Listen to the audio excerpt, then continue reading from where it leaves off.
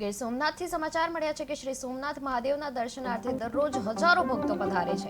તેમાં પણ શ્રાવણ અને મહાશિવરાત્રી, દિવાળી જેવા તહેવારોમાં દૈનિક લાખો લોકો સોમનાથ મહાદેવના દર્શન કરતા હોય છે। તેમાં સિનિયર સિટીઝન અને દિવ્યાંગ ભક્તોને કોઈ પણ પરેશાની ન થાય અને તેમના માટે દર્શન સુવિધા સુલભ બને તે દિશામાં સોમનાથ ટ્રસ્ટે અનોખી વ્યવસ્થાઓ ઊભી કરી છે। શ્રી સોમનાથ ટ્રસ્ટના અધ્યક્ષ નરેન્દ્રભાઈ મોદીના માર્ગદર્શન હેઠળ સોમનાથ ટ્રસ્ટે દિવ્યાંગના નાથ સોમનાથ આના સૂત્રને સાર્થક કરતા સિનિયર સિટીઝનને પ્રથમ પ્રાથમિકતા આપવાનો સંકલ્પ લીધેલ છે।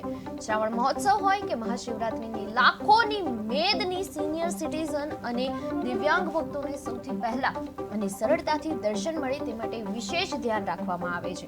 સિનિયર સિટીઝનને કોઈ અગવડ ન પડે તેના માટે તેમની કેસરી રંગની એક વિશેષ ટિકિટ આપવામાં આવે છે। આ ટિકિટ બતાવીને તેમને નિઃશુલ્ક ગોલ્ફ કાર્ટ અને દર્શન સહાયતા મળી રહે છે।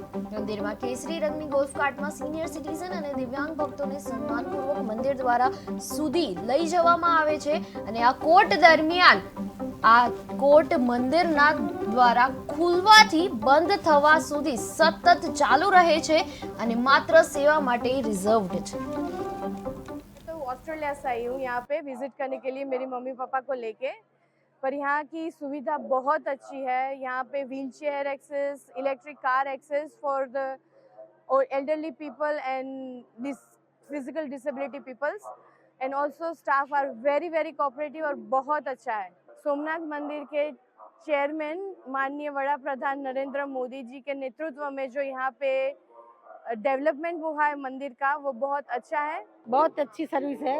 हमारे लोगों को लिफ्ट के से ऊपर दर्शन करने ले जाते हैं और बहुत अच्छी सेवा मिलती है। સોમનાથ દાદાની મહેરબાનીથી સિટી સિટીઝન માટે એટલી ફ્રી સેવા કરેલી છે અને આ 15 વર્ષથી હું આ મંદિરે આવું, દર સોમવાર 4 સોમવાર ભરું દર વર્ષે।